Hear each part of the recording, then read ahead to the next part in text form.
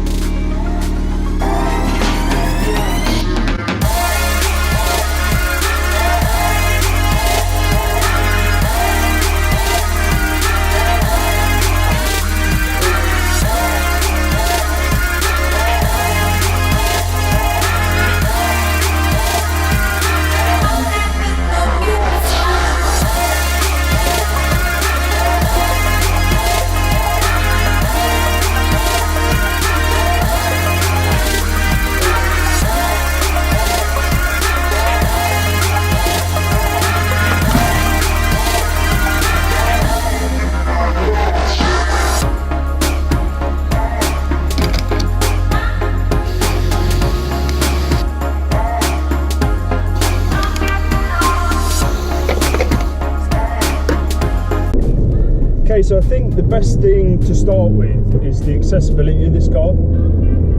I just love the fact that you can jump into it, you don't have to play around with any of the settings, there's no modes, no comfort, sport, none of that. It is literally, you just jump in it, get your seat position right, get comfortable and go. And I think that's probably one of the best selling points of this car. The second best thing is probably the chassis and the handling. If you've ever watched any of the reviews of this car stock from any journalists or anything like that, then you'll know that this car has an amazing chassis and is probably one of its biggest selling points. You can just throw it around the corners.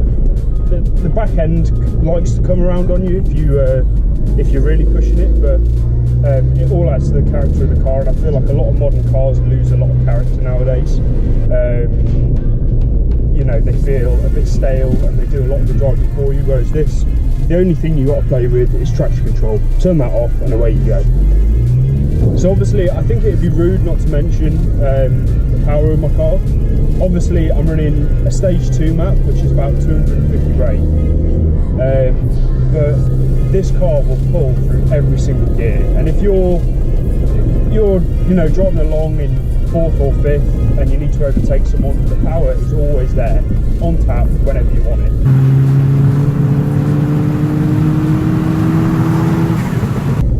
And I think that is probably one of the best things about this car is now I'm running the better map. I run Stage 1 for a little while, but you know, you soon get bored of that sort of power and you want to go Stage 2.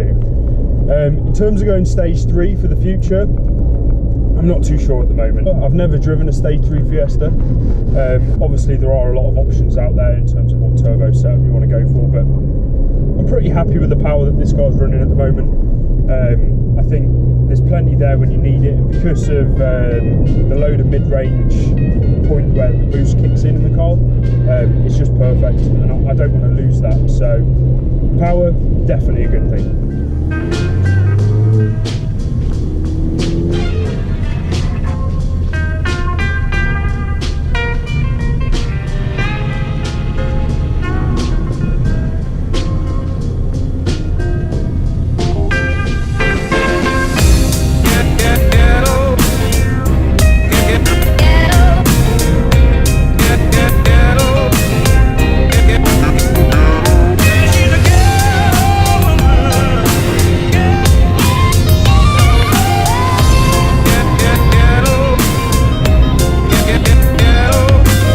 So moving on, I think another thing that I love about this car is just the sounds it makes. Obviously I'm running a turbo back Miltech exhaust system with a 200 cell sports cab. Not that that'll make any difference to the way the car sounds.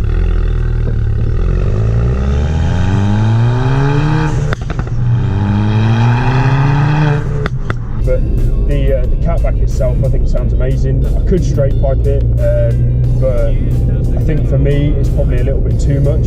I'd on normal drives and longer journeys, it'd just be too much for me. But yeah, the exhaust as it is, I really love it, and with the pop and crackle map, sometimes it gives you the really unexpected pops and bangs, and they're the ones that I love the most. You can make it pop and bang whenever you're on. You just bring the revs up to 3,000-4,000, and it'll pop like clockwork.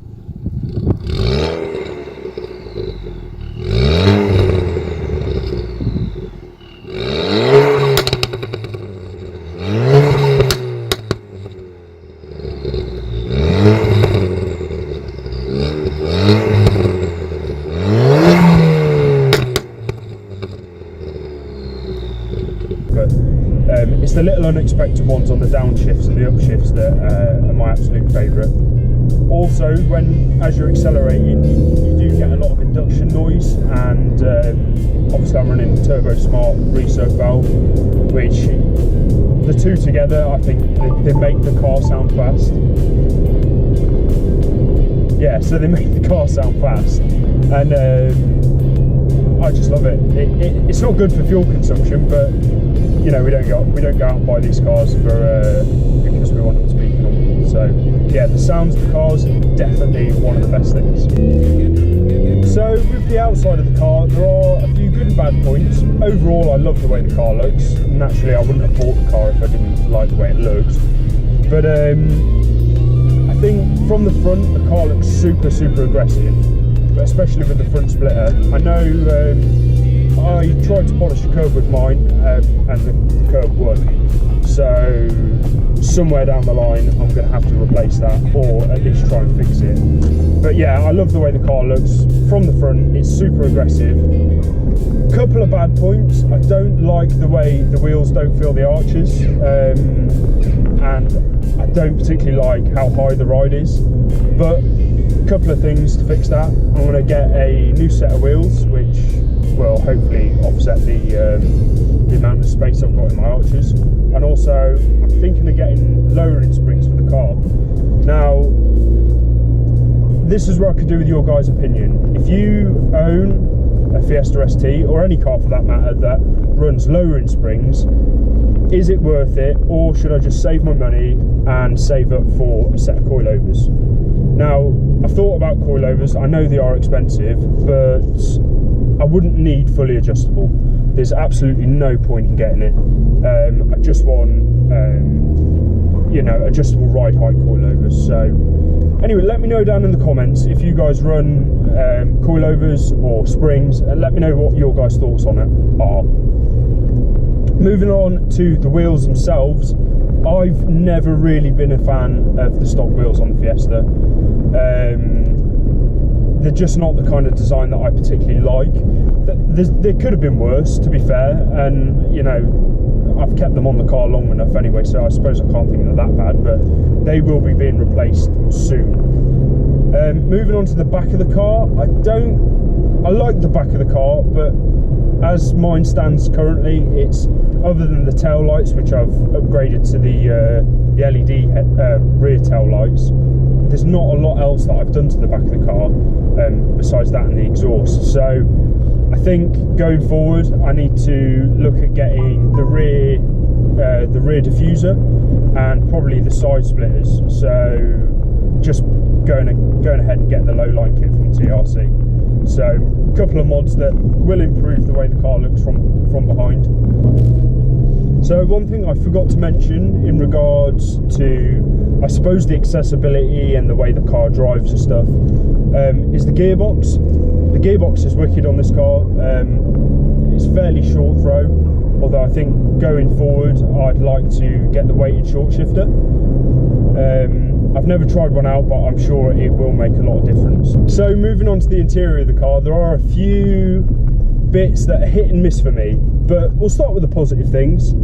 The seats are probably my favourite part of the interior of this car. Not only are they heated, but they're Recaro super bucketed seats, part leather.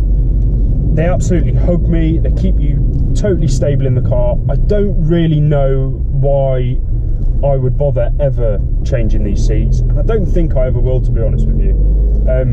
Like I said before, I'm not planning on tracking the car, or at least not all the time. You know, there's no tracks near me or anything. There's a few bits that I don't like about the car on the inside. There's a lot of mix and match with the colours, especially on the dash. They've got this sort of piano black sort of head unit where all the controls and stuff are, but then above that, where the display sits, is like a more of a matte colour, and I'd rather they'd have just done the whole thing in either one colour or the other, rather than doing half piano black and half this sort of matte plastic. Obviously, with it being a Ford, the internals aren't the best of quality. It's, you know, it's no luxury German car, but they do the job. You know, it's a comfortable place to sit. You've got aircon, you've got heated seats that, bloody hell, they work well. When I first sat in them, it honestly felt like I'd pissed my pants. They got that warm back quick. But yeah, a few bits, and they decided to put chrome surrounds around the sort of the vents, and I don't really get that, and I'm not a big fan of chrome myself, so at some stage I would like to replace them with you know, a coloured surround, or maybe even wrap them or something like that. I don't know, there's probably a few options out there, but yeah, that's one thing, a nice little cheap mod that I could do. Again, with the gear knob, that's fine, it's okay, a bit chromy for my liking, but again, a fairly cheap mod that you can upgrade yourself for, you know, under 100 quid. So definitely a couple of things on the interior that I'm going to go ahead and upgrade eventually. So that's where I think I'm going to end today's video, guys. Hope you all enjoyed it. If you did, smash that thumbs up button. Really means a lot, and I can see that people are actually enjoying my content. Also, if you're new to the channel, don't forget to subscribe for more ST videos to come. I will be doing more things to the car in the future, and I hope you all enjoyed it, and I'll catch you in the next one.